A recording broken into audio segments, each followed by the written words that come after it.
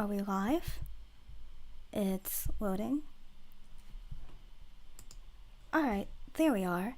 Hello, we're gonna be doing something different than my usual content. However, I don't think different from my usual content is, too different, at this point. But today we're going to be doing a dramatic reading of the fanfiction, Cinderella and the Lonely Goddess.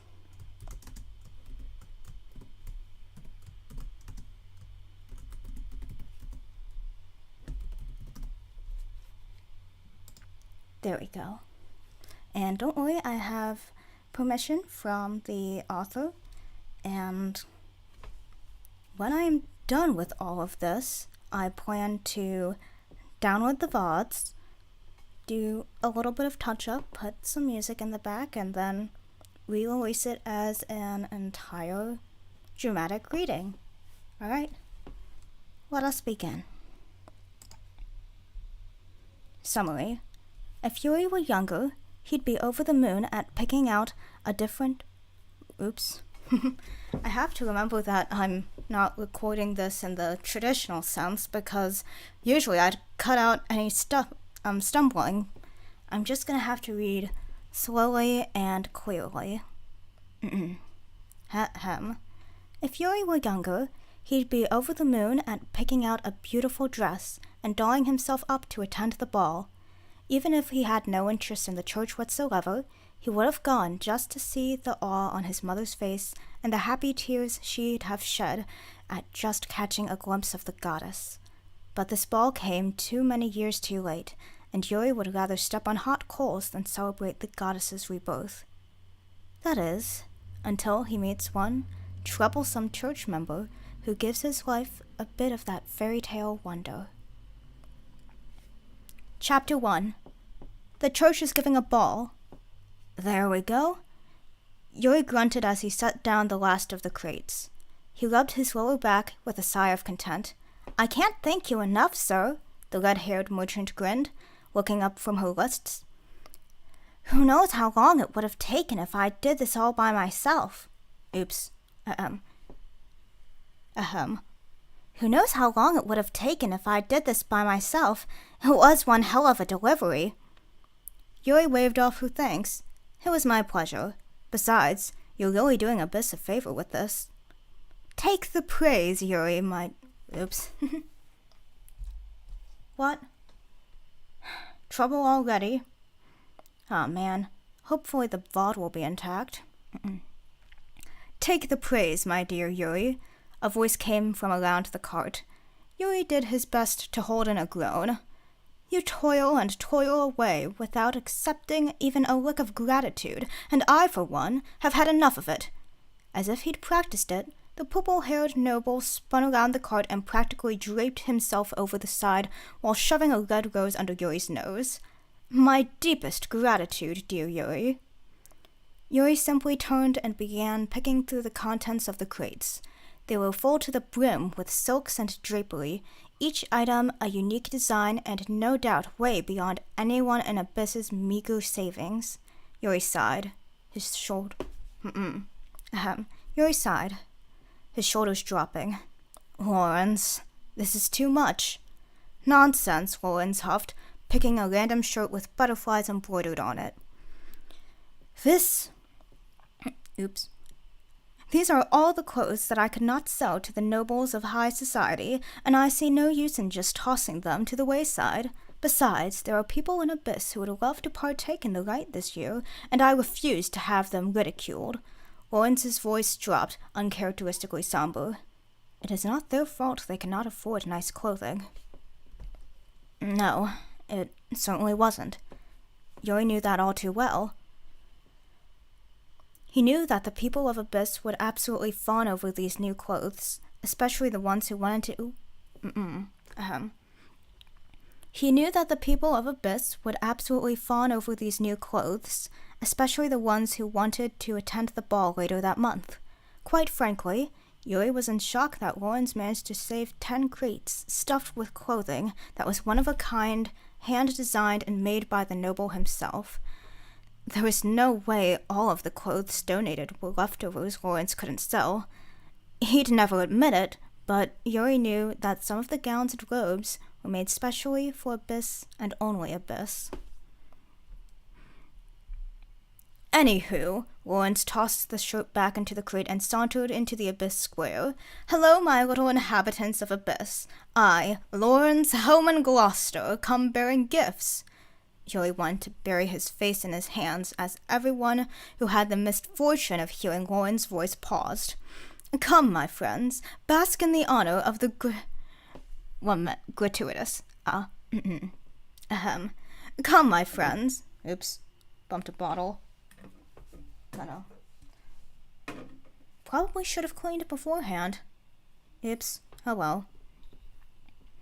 "Come, my friends, bask in the honor of the gratuitous donations by me, designed by me, and sewn by me."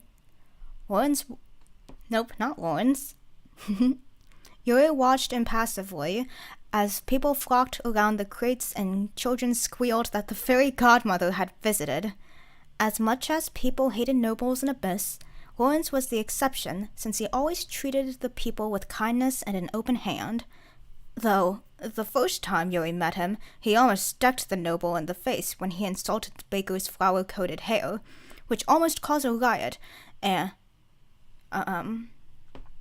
which almost caused a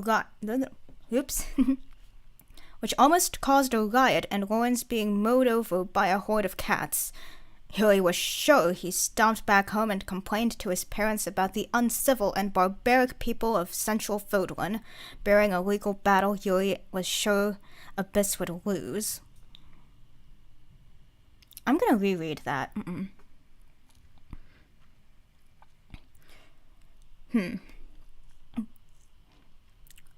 Yuri was sure he'd stomped back home and complained to his parents about the uncivil and barbaric people of Central Fodlan. Bearing a legal battle with an L. Bearing a legal battle Yuri was sure Abyss would lose, but he'd just come back the next month with another box of donations But he'd just come back the next month with another box of donations and an apology ballad. Sparkles outdid himself. Yuri felt a weight settle on his back as Yuri felt a weight settle on his back as Happy climbed on a barrel and leaned on him, settling her chin on his head. "He sure did," Yuri sighed. "I don't know how I'll repay him." I don't know how I'll repay him. I don't know if you guys... you guys can't tell. You guys can't see the disembodied voice as I am, disembodied, but I talk with my hands. My disembodied hand.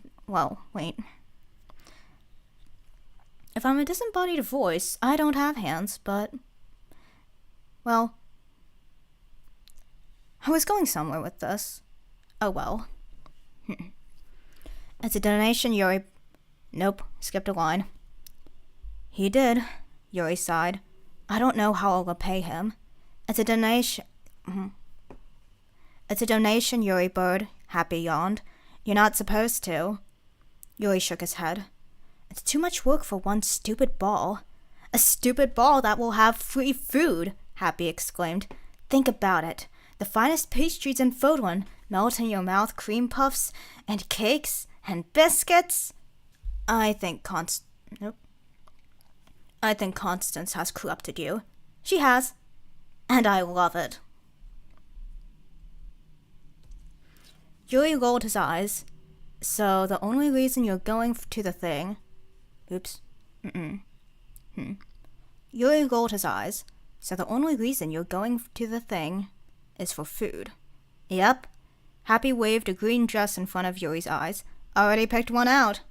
Points for efficiency, Yuri supposed. At least she and Constance would have fun, even if he had no interest in attending. It had been 20 years since the church threw open the gates and allowed the public to access during the goddess's rite of rebirth. They had been secret about the rite. Invitations were hard to come by, much less an audience with the ruler of Fodland herself. So hard, in fact, that Yuri had yet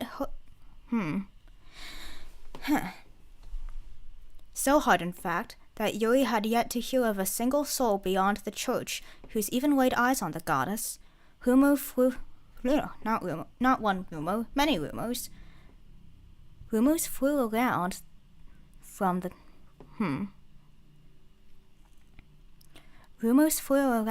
the rare times the goddess's carriage graced the streets.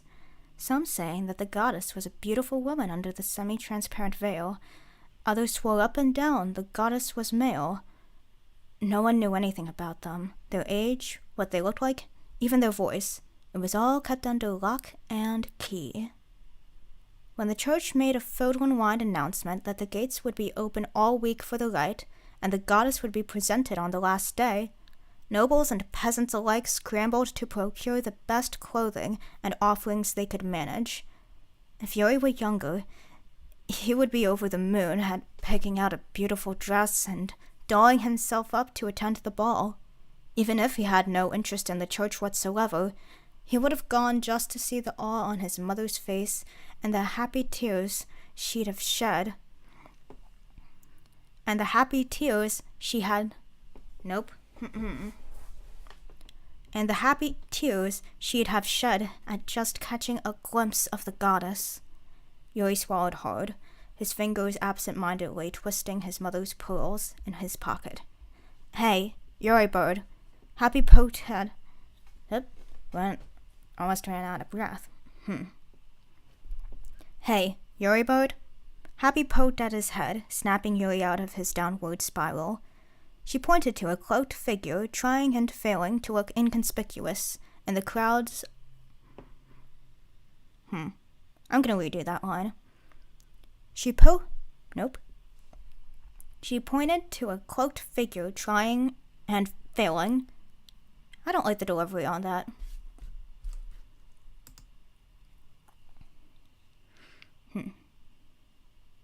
Where was I? Aha! She pointed to a cloaked figure trying and failing to look inconspicuous in the crowd of Abyssians poking through all the crates. Gonna scroll down a little further. Oh, hello! Welcome to the stream. You're our first viewer today, and hopefully, there will be a few more. Oh, scrolled down too far. No, I didn't.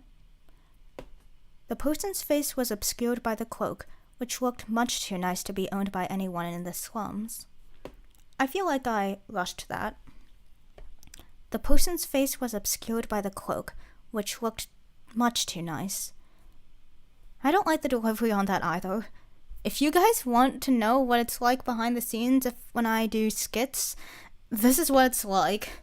One long take, and going back on it, doing the same line over and over and over again. And that's why I don't do scripted content much anymore, because I don't really have a problem listening to myself. The thing is, when you listen to yourself, your voice, saying the same thing over and over and over and over and over and over again, it gets a little annoying. Anyways, back to the story. The person's face was obscured by the cloak, which looked much too nice to be owned by anyone in the...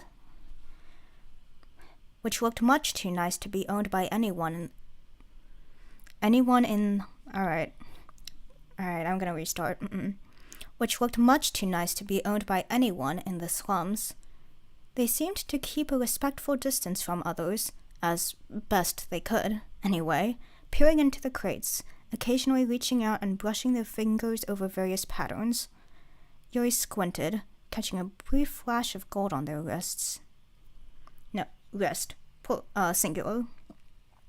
Yuri squinted, catching a brief flash of gold on their wrist, a delicate bracelet with a crest of flame. I'm gonna redo that phrase. A delicate bracelet with the crest of flames charms hanging off it. Huh. A minute.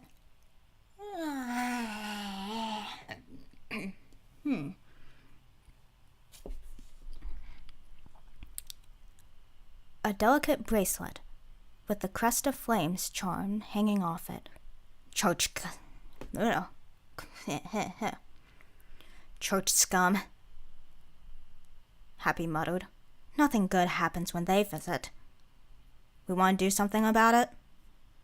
Yuri nodded, squaring his shoulders and storming toward the church member. Normally, he'd watch and see what the situation was, but this was the second time Normally, he'd watch and see what the situation was, but this was the second time in a week someone from the church came to Abyss. Quite frankly, Yuri was sick of it. Happy followed him with an equally menacing glare and stomp in her step. Happy followed him with an equally menacing glare and a stomp in her Alright, Happy followed him with an equally menacing glare and stomp in her step. The crowd parted, seeing Yuri, not even putting up a fuss when Yuri placed a hand on the church member's shoulder and forcibly spun them around. Yuri was met with a high collar that matched the color of the person's cloak, covering half their face. The large hood casted a heavy shadow over the rest, revealing only wide, mint green eyes. "It's you," they gasped. "What does that even mean?" Yuri hissed. "What are you doing here?" The church member stuttered. I don't. Last time someone like you came down here, the knights tore apart the merchant block, falsely claiming we kidnapped a guy." Yuri narrowed his eyes. "Tell me, what does the almighty goddess..." Oops, restarting. "Tell me, what..." Alright. "Tell me..." Nope. "Tell me what the almighty goddess asked you to do this time. Did she tell you that some street rats raided a nobleman's closet?" Yuri stepped into the church member's space. "Sorry to tell you, friend, but you won't find a single stolen item here." "Ever heard of a donation?" Happy chimed in from behind Yuri. "I'm sure the church gets plenty of them." "But no." Alright. Scrolling down. Resetting. "Ever heard of a donation?" Yuri chimed in from behind Yuri. "I'm sure the church gets plenty of them, but never considers doing the same to those below him. Below them. Multiple." "Ever heard of a donation?" Yuri chimed from behind Yuri. "No." Restarting. "Ever heard of a donation?" Happy chimed in from behind Yuri. 1 minute. "Ever heard of a donation?" Happy chimed from behind Yuri. Chimed in. I do perfectly fine when it's in a script format. Well, new experiences. "Ever heard of a donation?" Happy chimed in from behind Yuri. "I'm sure the church gets plenty of them, but never considers doing the same to those below them." The church member brought their hands to their chest, fiddling with a long, oversized coat with holes cut halfway down the sleeves. Their eyes darted. Their eyes darted around as if this was the first time they'd been confronted. But...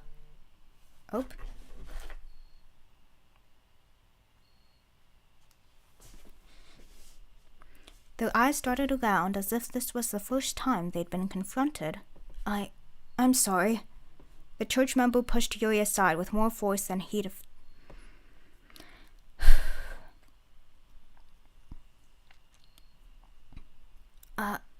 I'm sorry. The church member pushed Yuri aside with more force than he thought they'd have...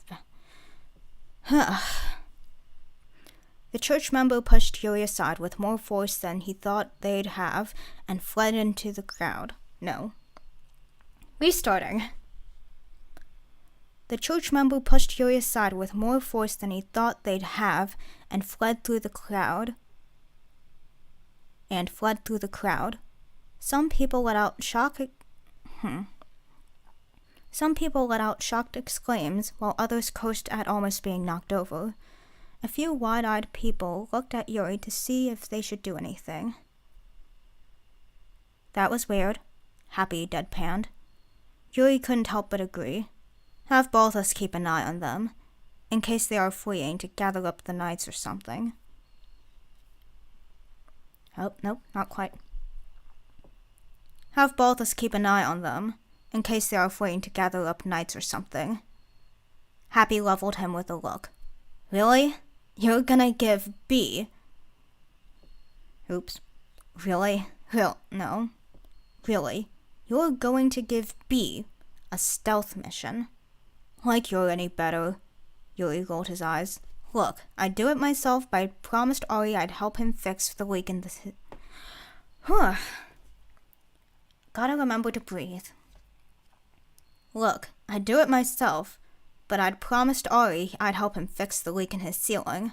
I also need to gather groceries for Jade and get started on sorting through the library books, then donate the ones they don't want to the kids. Not to mention there's been complaints about bandit attacks, which I need to look into, and I get it. That's a little... I get it. Happy interrupted, holding back a sigh. Jeez, I'm tired just hearing your schedule. She scratched the back of her head. Do you want any help? Yuri shook his head. I'll be fine. Besides, don't you and Constance have a date? It's not a date. It's a girls' afternoon out. So a date. Shut up, Yuri bird.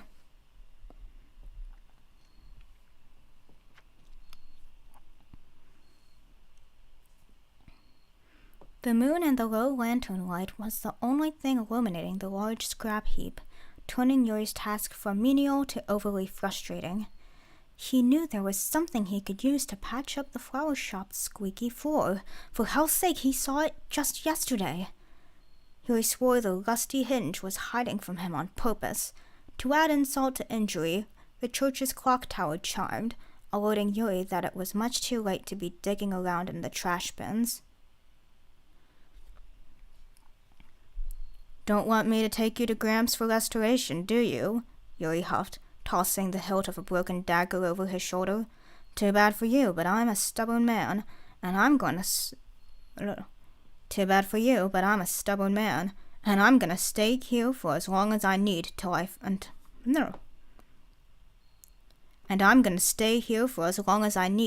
find you. He dove into the scraps with the motivation collapsing into bed. He dove into the scraps with the motivation of collapsing into bed once he was done. Boss? Yuri cursed, jolting upright and slamming his head on the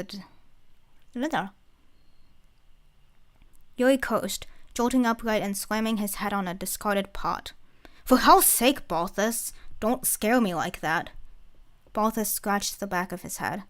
Sorry, man. The hell are you doing out so late? Oh, well. Balthus moved aside, presenting the hooded person from before sheepishly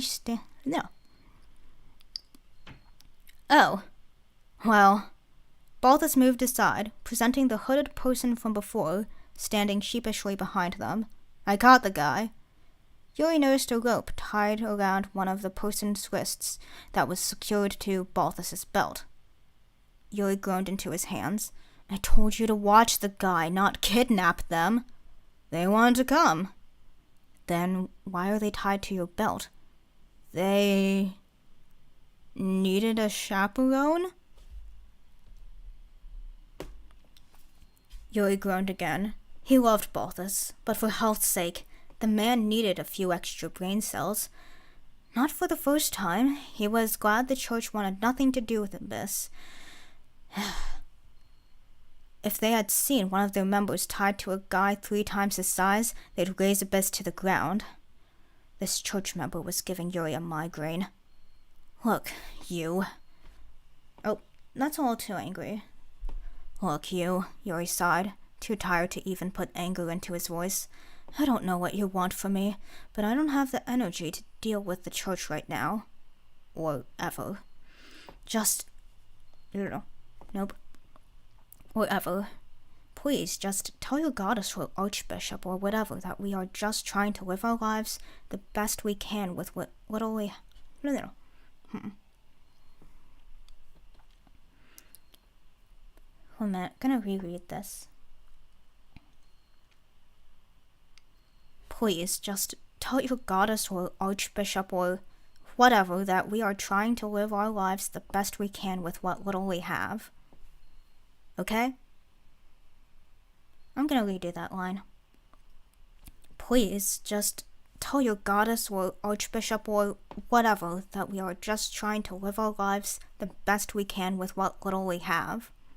Okay? The church member slowly approached with little sound. Bare feet with gold anklets peeked out from behind.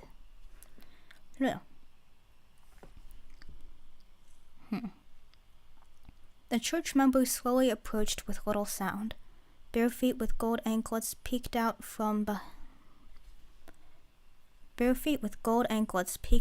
beneath the cloak as he carefully avoided any sharp scraps on the ground.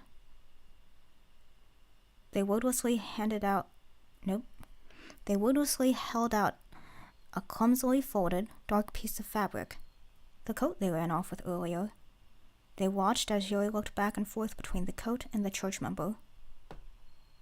I'm sorry I ran off with it, they finally said, placing it gently next to Yuri's feet. Yuri stuttered.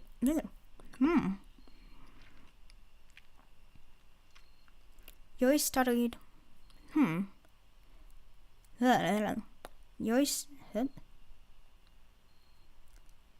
Yuri studied the person as they fidgeted. He was surprised at just how small this person looked, even with all those layers. Judging from the tenor of their voice, this member was male, maybe around Yuri's age. Certainly looked the part, since the other man barely... Certainly looked the part, since the other man was barely taller than... Certainly looked the part, since the other man was barely taller than Yuri. Yuri had been too worked up earlier to notice. I don't like the delivery of that. Yuri had been too worked up to... Don't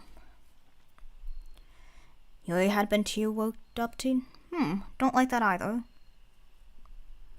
Yuri had been too worked up earlier to notice. Well, thank you for having the insight to at least return it, Yuri muttered. He turned back to his scrap collecting. He tried to focus on finding that elusive door hinge, but the church member's eyes, and Balthus's too, he supposed, kept boring into the back of his skull. Okay. Do you still need something or what? I think I can put a little more venom into that. Okay. Do you know... Nope. Okay. Do you still need something or what? Yuri snapped. I'm lost. Then have Balthus show you the way.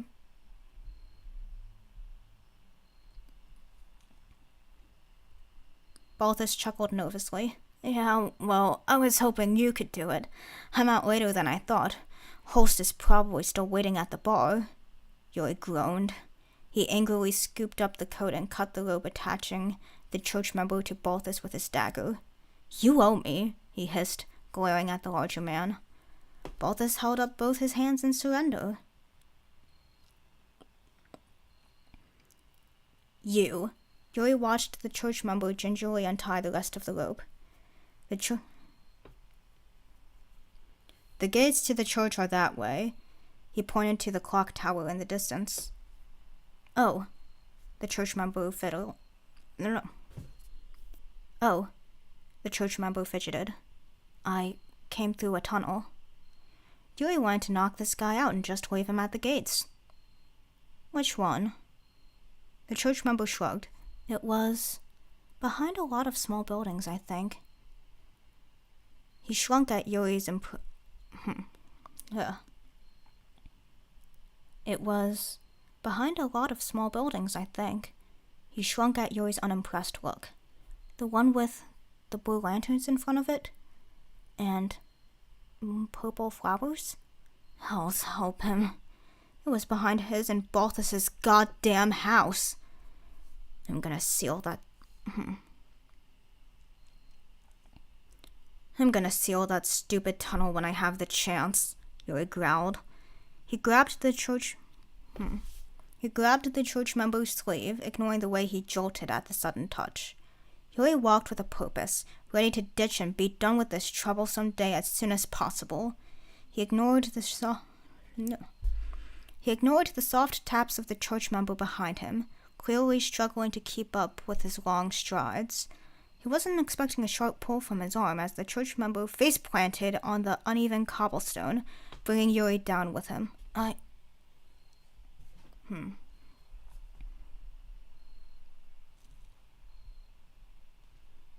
I'm sorry. I'm really sorry. I didn't mean...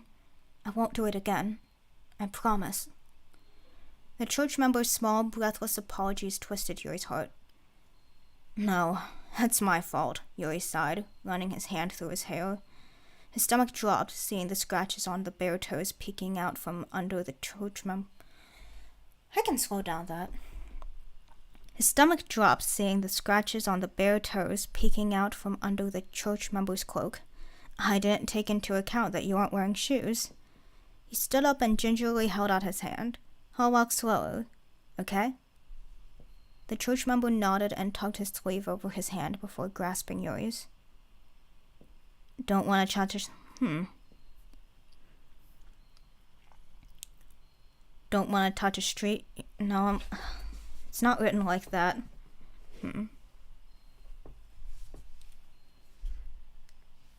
Don't want to touch a street? There's a few things I can do with this. Better decide quick. Don't want to touch... Nope. Don't want to touch a street urchin? Yuri quipped as they began walking again, sounding harsher than he intended. I'll put a little more venom into that. Don't want to touch a street urchin? Yuri quipped as they began walking again, sounding harsher than he intended. The church member shook his head. It's not that. You a germaphobe or something?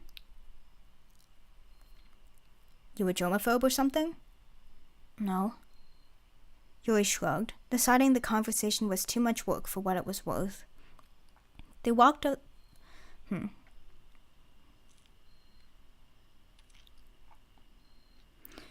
They walked the rest of the way in awkward silence, neither party daring to say something to the other.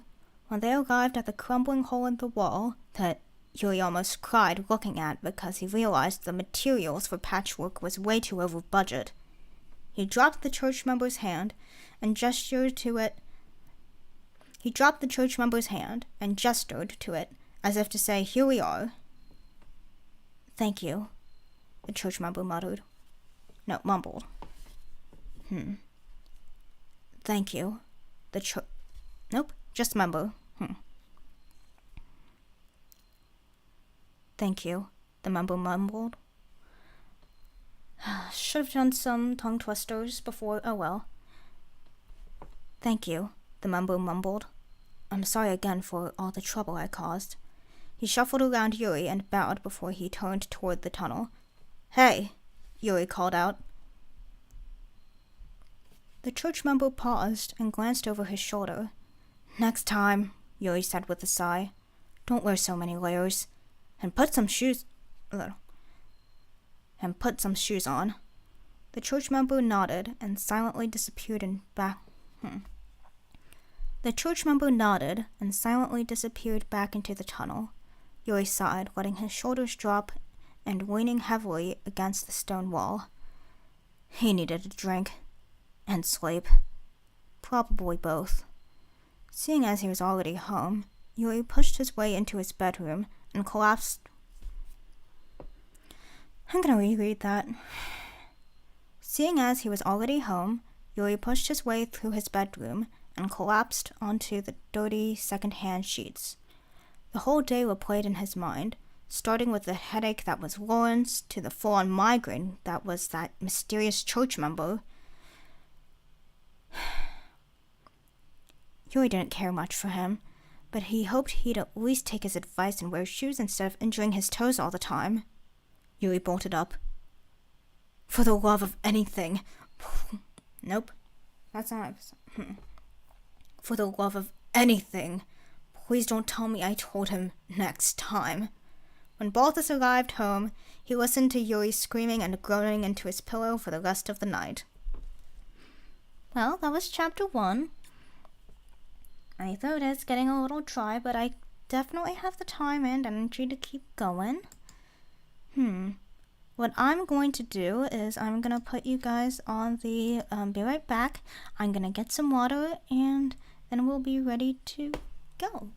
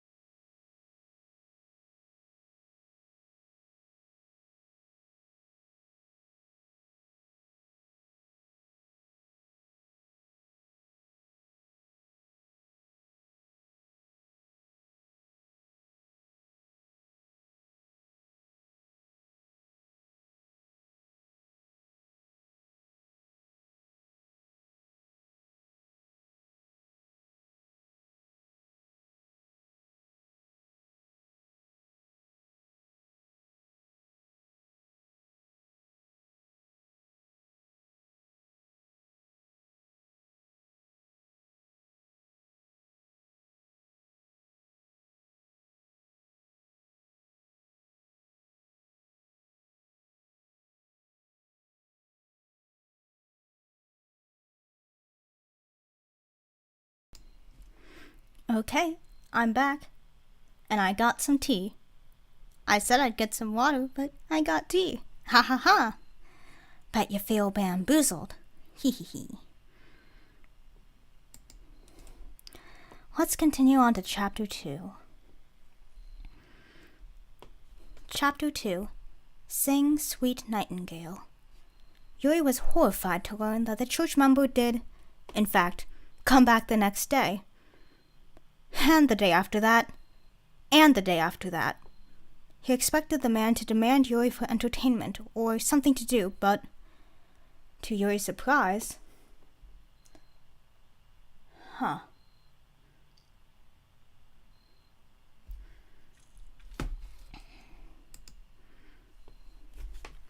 Now, how do I find them?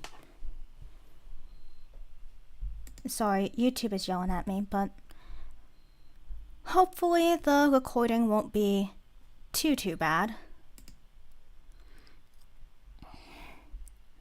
He expected the man to demand Yuri for entertainment or something to do, but with Yuri's... But to Yuri's surprise, he mostly stuck to the general vicinity of the tunnels, and Yuri was able to go about his day...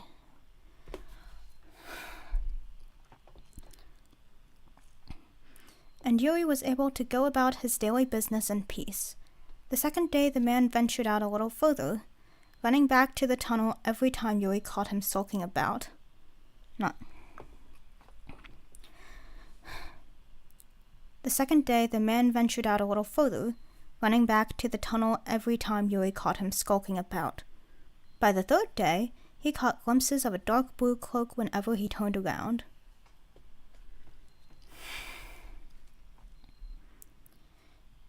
He saw the shimmering gold accents peek out from behind corners when he scrubbed the floors of the tavern. Well, how do I do... 1 minute, there's some technical difficulties. Let's see. Let's see if I can do it. Sailboard.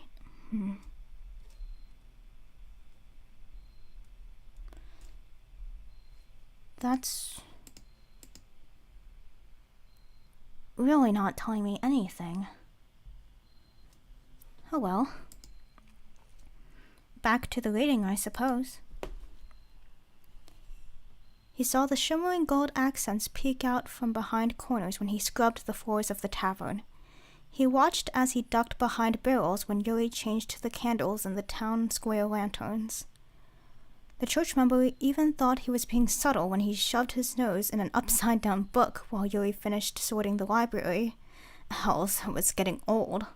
Halfway through the day, the flower shop owner asked Yuri who was stalking him and if she needed to take care of them. Yuri assured the old woman that it was nothing to worry about. At this point, the pesky priest had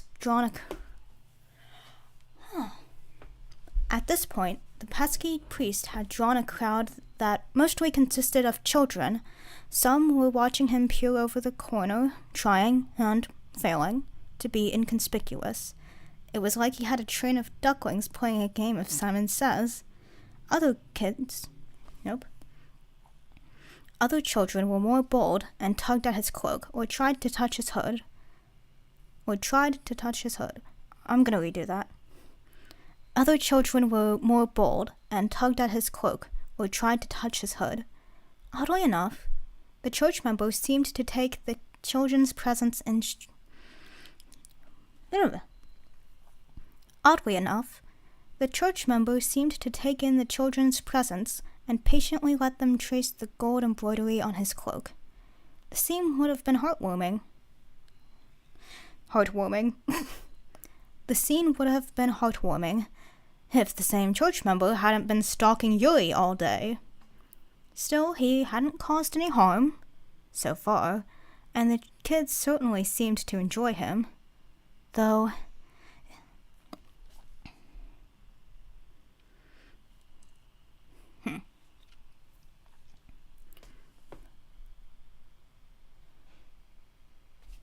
Still, he hadn't caused any harm, so far, to the kid. Still, he hadn't caused any harm, so far, and the kids certainly seemed to enjoy him. Though, if he so much plucked a hair on the kids' heads, he'd burn the church himself. But, at the moment, Yuri had other things to worry about. He bundled up his work bag, made a mental note where the church member was, still dealing with small children, and slipped into the residential streets of Abyss. I haven't played these games in a while, and my voice can only go so deep. Yuri, you're here! Yuri smiled at the silver-haired boy with freckles dotting his face. Hello, Ash. I have what you asked for. Ash's eyes widened, taking the wrapped parcel Yuri presented from his bag, and cradled it like it was the most precious thing in the world.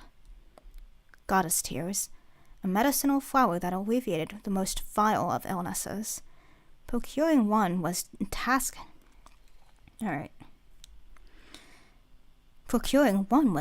in itself, since they grew in the most obscure places in Fodlan, and, as legend had it, only showed up for the worthy. The leaves were expensive, but the petals specifically were practically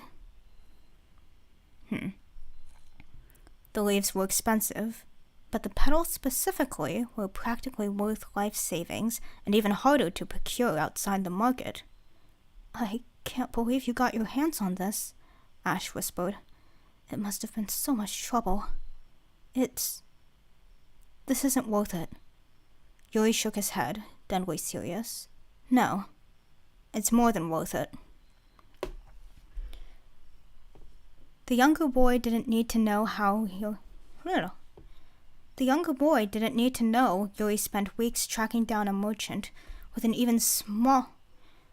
The younger boy didn't need to know Yuri spent weeks tracking down a merchant with even the smallest amount of stuff and put himself into a stupid amount of debt to that red-headed merchant to procure one petal. If Ash found out, he'd demand Yuri return it. Yuri refused to let that happen. How's she doing, by the way? Ash's face fell. Not well. He held the white petal closer to his chest. I feel like she's getting worse every day. Nope. I feel like she's getting worse. I feel like she's getting worse each day. The boy forced a smile. But she's been asking about you. She'll be happy you visited. Yuri nodded wordlessly as Ash led him into his tiny 2-room house. The inside was just as damaged as the outside. Water was dripping in various places, and the air draft kept a perpetual chill that sunk in... Gotta remember I have water.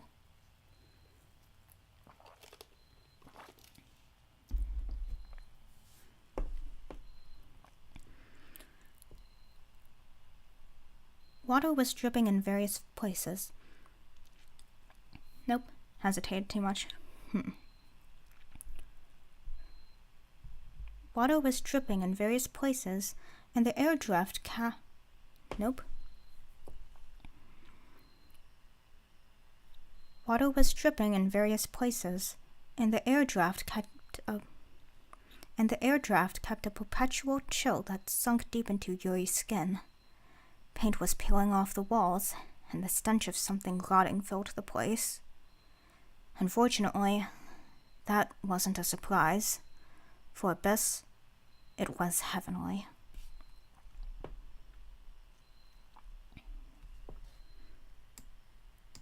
There we go.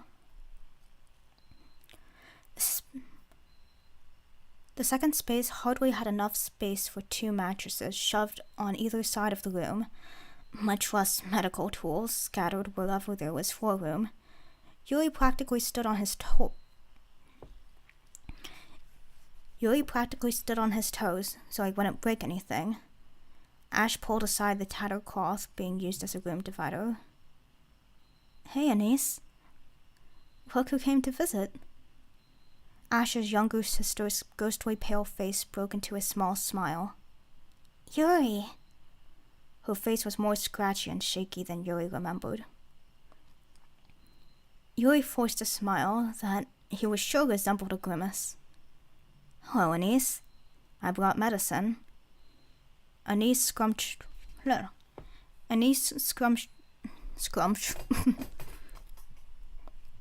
hope I'm pronouncing her name right. Anise scrunched her face. Not the stuff that tastes like dirt. Ash looked up from where he was grinding the goddess tears. This is magic medicine, he elaborated with the wiggle of his fingers. He elaborated with the wiggle of his fingers.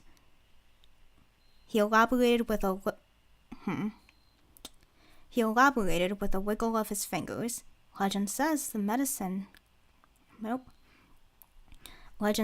this medicine tastes like sweet honey and cakes, and comes from the flowers that bloom when the goddess's tears hit the ground. Anise giggled when Ash playfully grabbed her nose. Yuri's heart dipped right down to his feet. His mother told him the same thing years ago. After he had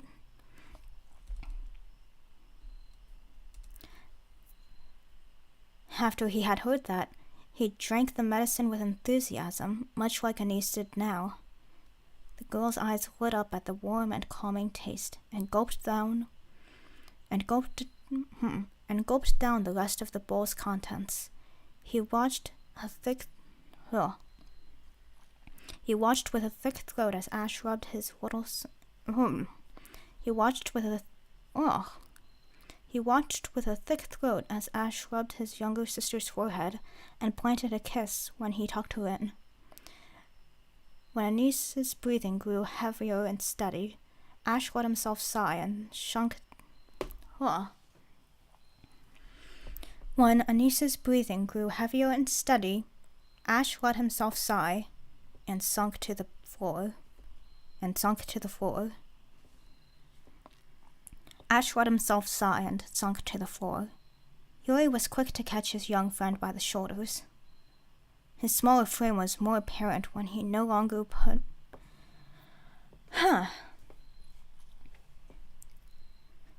His smaller frame was much more apparent when he no longer put up a front for his younger siblings. His breaths were heavy and shaky, trying to hold in the tremors in his shoulders. Ash held so much on his shoulders. Yuri forgot the boy was 3 years younger than him. "When was the last time you slept?" Yuri asked. Ash rubbed the beginning of tears. Nope. Ash rubbed the beginnings of tears. No. Ash rubbed the beginnings of tears from his eyes. I slept enough last night." "Real sleep, Ash. A good night's rest." The younger boy fidgeted. "Maybe... a week?" Yuri rubbed circles on Ash's back. "Get some sleep, okay? I can look after Anise and Archer." Yuri looked up... No, not Yuri. Ash looked up at him with wide eyes. No, I couldn't ask you to do that. You're busy enough as it is, and... Rest," Yuri urged as gently as possible. "I'm not too busy today. A lot of it is catch-up work. I'll be fine." That was a lie, and both of them knew it. Spending the afternoon like this put Yuri far behind on requests, and he'd have to pull several all-nighters to get back on schedule. Either Yuri was too stubborn or Ash was too tired, because the silver-haired boy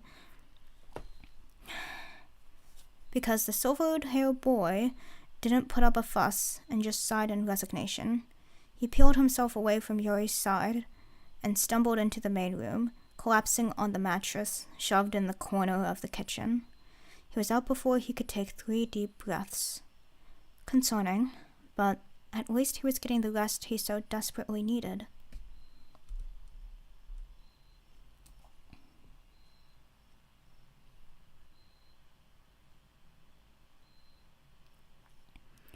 Yuri glanced back at Anisa's sleeping form. At least her rest wasn't being interrupted by her usual coughing fits or shuddering breaths. The goddess tear petal was doing its thing. But Yuri knew that there was no way just one measly petal would cure the... But Yuri knew that there was no way just one measly petal would cure the girl of whatever afflicted her. It alleviated the symptoms for the moment, but she'd need a whole flower to have a fighting chance. Yuri loathed that he couldn't do anything else. Just like when his mother fell ill. He tried everything he could, tracked down the best doctors and the rarest herbs. He knew he didn't have the money to pay for any of it, but he tried anyway. He tried selling anything valuable and other services Yuri didn't like to think about, but he'd been refused. No one listened to the dirty street urchin, and the ones who did couldn't give him what he needed. The good doctors wanted clients that could pay. The merchants would rather sell to the wealthy. No amount of trying cured his mother.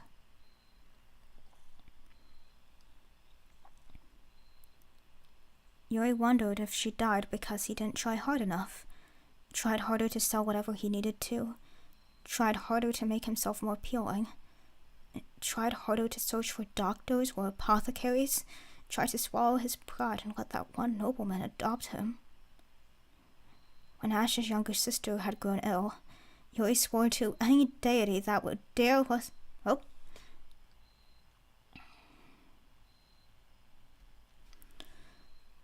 When Ash's younger sister had grown ill, Yuri swore to any deity who would dare listen to him that he would do anything to save Ash from the pain of losing her. He'd rather die trying than letting anyone else go through what he did. Yuri gasped when a small tug at his sleeve snapped.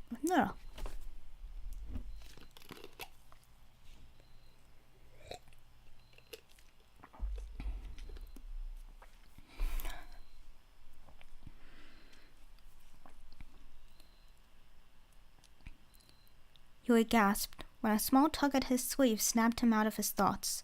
Anisa's cheeks were puffed out in a pout, matching with the newest addition to the room. Ash's younger brother continued pulling on Yuri's sleeve. Sorry, I spaced out there, Yuri said, trying to give the twins a smile. Asher reached up and poked Yuri's cheeks. You were crying. Yuri reached up and brushed off the remnants of tears lingering on his cheeks. Damn it. He didn't mean for anyone to see him like that. I got allergies, that's all. He quickly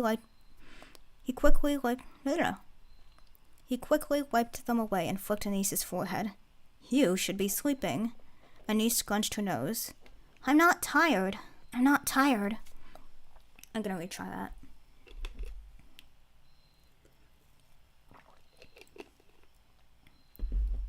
I'm not tired. Sleeping is good for you. Archer rocked back and forth on his feet. Anis likes to hear a story before she sleeps. Oh? Yuri smirked, ruffling the boy's hair. I have plenty of stories I could tell. I want to hear Mr. Storyteller Man. Nope, she's sick, remember? I want to hear Mr. Storyteller Man, Anis declared. I don't think I know that one. No, silly Yuri. I want to listen to Mr. Storyteller Man.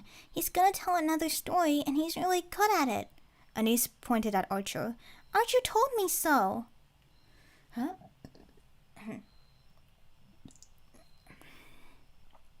Excuse me. Archer looked up at Yuri with innocent eyes. A storyteller man in the blue and gold cloak. Yuri went to bash his own head. Yuri went to bash his own head into the wall. Why did that goddamned church member have to haunt him while he... Why did that goddamned church member have to haunt him while still alive? He said he will tell another story in the square, and said he would wait for me to come back, Archer grinned. Can we go? The twins asked in unison, both giving Yuri their best puppy eyes and pouts.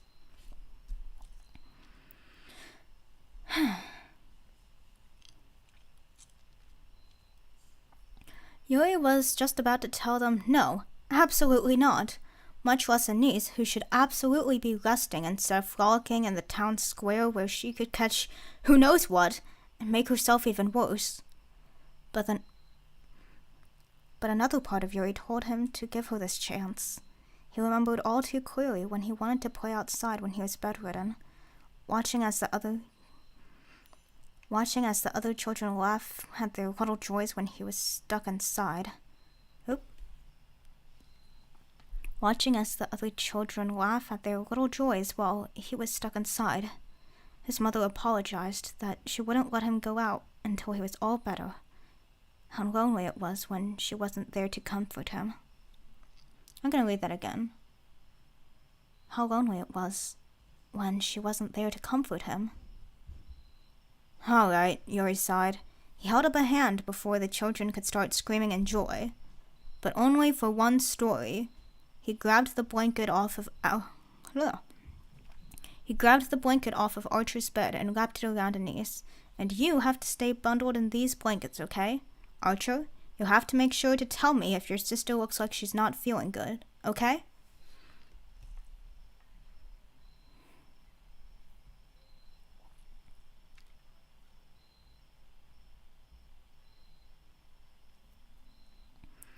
The twins nodded. Yuri gathered Anis in his arms, The twins nodded. Yuri gathered Anis in his arms, blankets and all, nodding his thanks to Archer when he opened the doors so Yuri could walk through them unhindered. Anis's little arms circled around Yuri's neck. Anis's little arms circled around Yuri's neck when the slight breeze hit her. Yuri made sure her feet were tucked safely in the blankets. Archer led them back to the Abyss Square, where the church members was settled.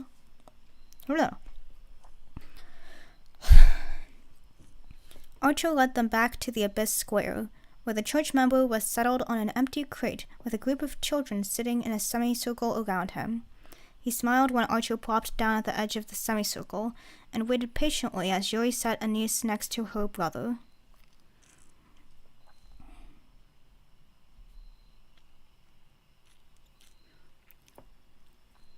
The church member immediately started a story of a lonely prince in a castle guarded by a fearsome dragon who would turn away anyone who wished to... The church member immediately started a story of a lonely prince in a castle guarded by a fearsome dragon who would turn away anyone who wished to see the prince. The children were enamored by the storytelling.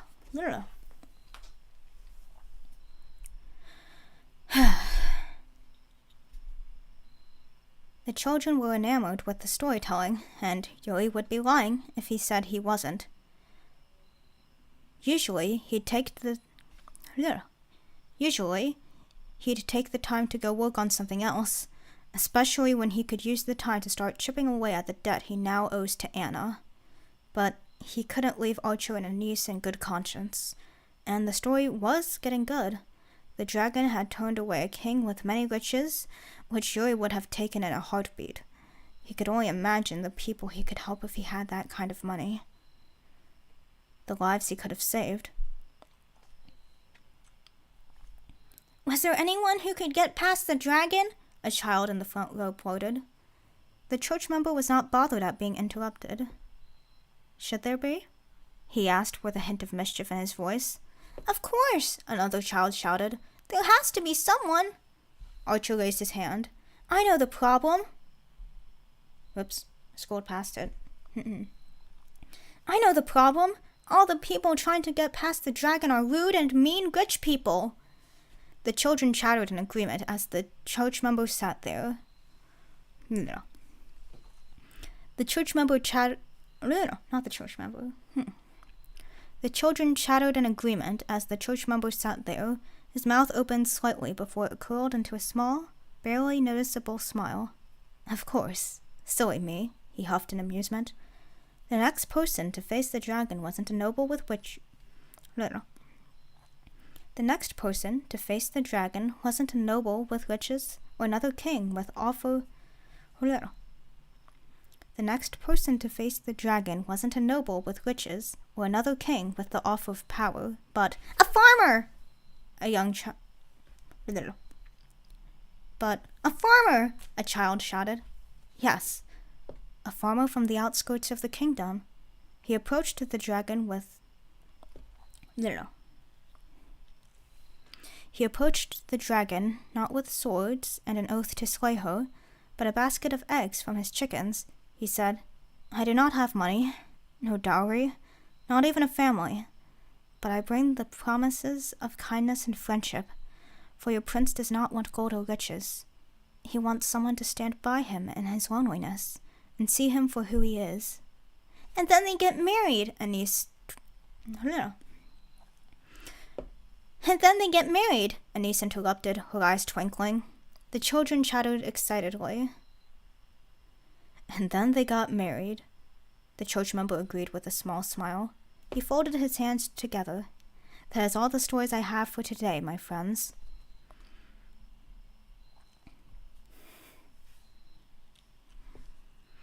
The children let out sighs and moans of disappointment. They slowly dispersed, some thanking him, others demanding that he return the next day for another story. The church member smiled in return. Mr. Storyteller man, huh?" Yuri smirked, approaching the other once most of the children had gone. The church member huffed in amusement, his mouth curled into a small smile.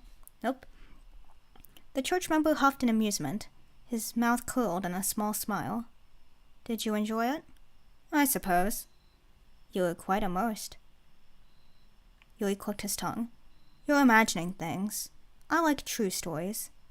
Every story has a hint of truth, even the imaginary ones." Gonna take a quick breather.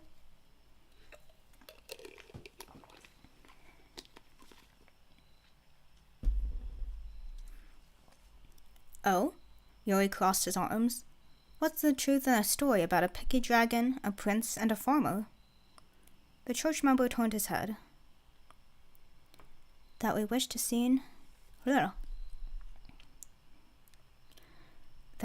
be seen as we are, I suppose." There was a hint of something in his voice that Yuri couldn't place. It didn't sit well in Yuri's good conscience. "You're full of mysteries, Mr. Storyteller." Yeah. "You're full of mysteries, Mr. Storyteller man," Yuri muttered. The hooded man huffed with... Yeah.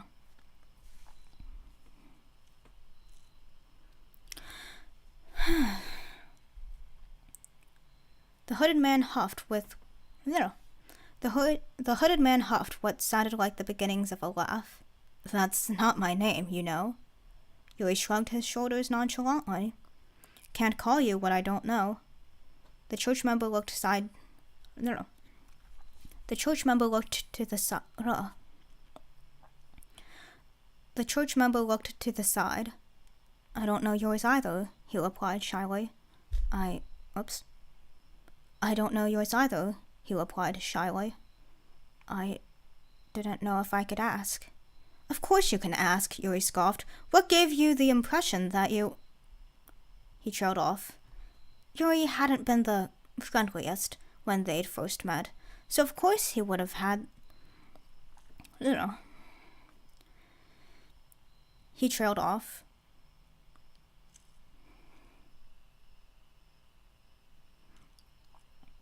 Yuri hadn't been the friendliest when they'd first met, so of course he would have the impression that screamed, "I don't want you here." Hells, the first couple days, Yuri acted like some hissy cat whenever the man... Hells, the first couple days, Yuri acted like some hissy cat whenever the other man drew close, like a petty child throwing warning glares, else the other would get bitten. Who in their right mind would ask the name of someone like that? Yuri's cheeks almost flared from embarrassment. Why did this person only draw out the worst in him? Oops. Gonna redo that. Why did this person only draw out the worst in him?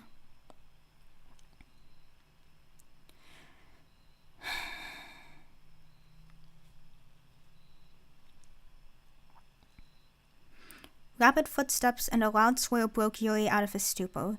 He and the church member turned to see who was barreling toward the two like a bat out of hell. Someone with a mop of magenta hair, covering one eye and strands sticking out in random places.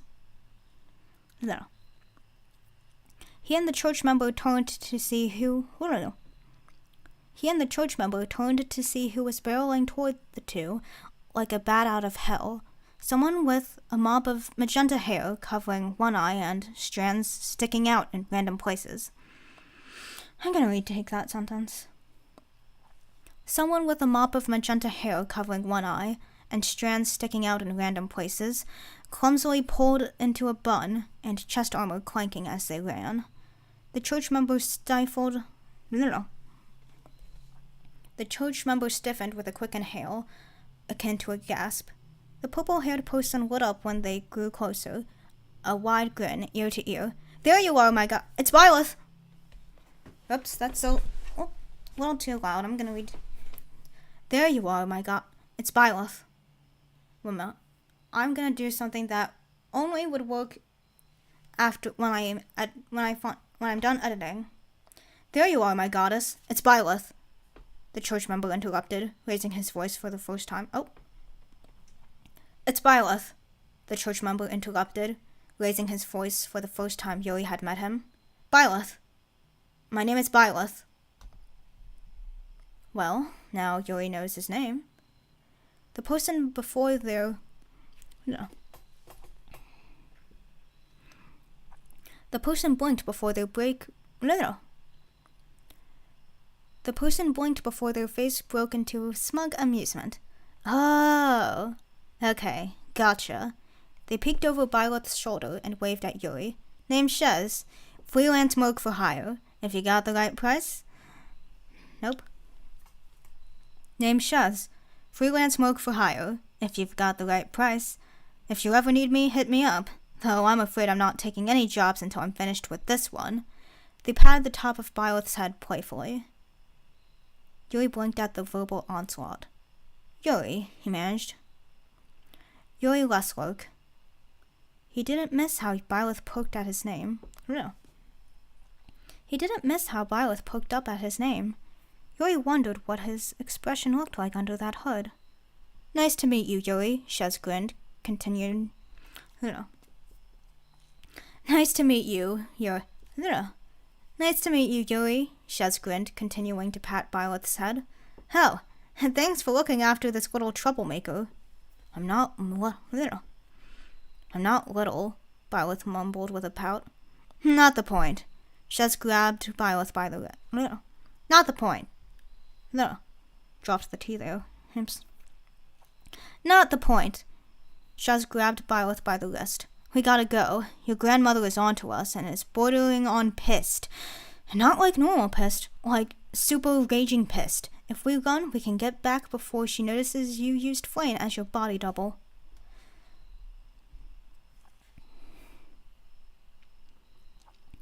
Understood, Byleth replied, all that mirth gone from his voice. He turned to Yuri. I will see you again.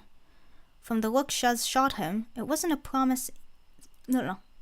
From the look Shez shot him, that wasn't a promise easily kept. But they weren't about to say anything. They pulled Byleth behind them, the church member stumbling at Shez's force. Yuri noticed he still wasn't wearing shoes. Was that a church thing, or did the guy just not like shoes? Something in Yuri's gut told him it was more than that. Yuri? Archer was tugging on his sleeves. Can we go home now? Yuri nodded. Yuri nodded and bundled Anise into his arms, who'd fallen asleep, her head bobbing up and down. When they arrived back at Ash's place, Yuri placed Anise back on her... When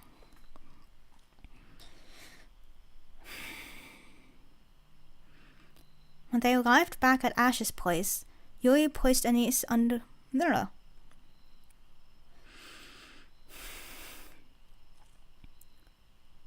When they arrived back at Ash's place, Yuri placed Anise back in her bed and boiled water for some tea. He and Archer tiptoed around the kitchen in order not to wake Ash, who was still curled up on his mattress, and eventually settled on the cold floor of the common space. Yuri? Archer whispered as he took a sip of tea. Are you and Mr. Storyteller Man gonna get married? Yuri spat out his tea. Nope. Yuri spit out his tea.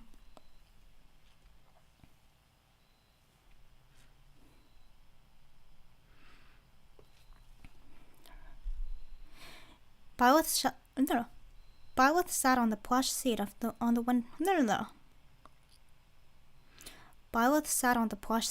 the windowsill, his head resting on the glass, hands hugging a plump pillow to his chest. His eyes were fixed on the stars, wishing he could reach up and touch them and feel their burning warmth. Wishing he could reach up and touch them and feel their burning warmth to fill his empty chest. His face was carefully blank and still, similar to the unamused look his grandmother had given him when he and Shez tried to make excuses on why they and Flame were all huddled around the goddess's throne in the audience chamber. She'd dealt with their blubbering with endless patience, but her eyes burned into Byleth's soul, telling him that she knew something was wrong. That he'd done something wrong.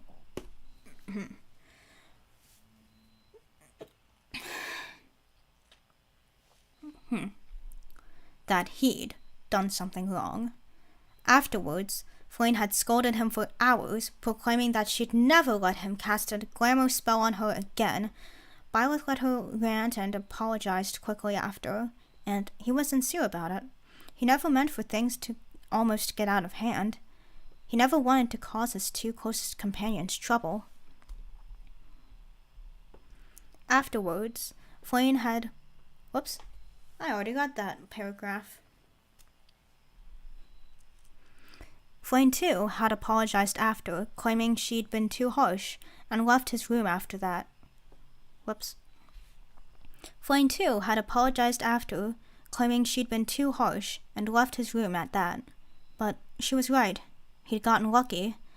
It was a miracle enough Rhea left him to his own devices for the past few days, but that was only due to her preparations for the ride. Byleth had gotten careless. He tasted what freedom was, and selfishly held on to it like a child. If his grandmother discovered he'd even... If his grandmother discovered he'd set even a toe outside his daily routine, he'd be fettered to the holy tomb. He'd be fettered to the holy tomb. Flynn would be forbidden to talk to him, and Shez would lose their job. Violet shuddered at the thought. One last sip.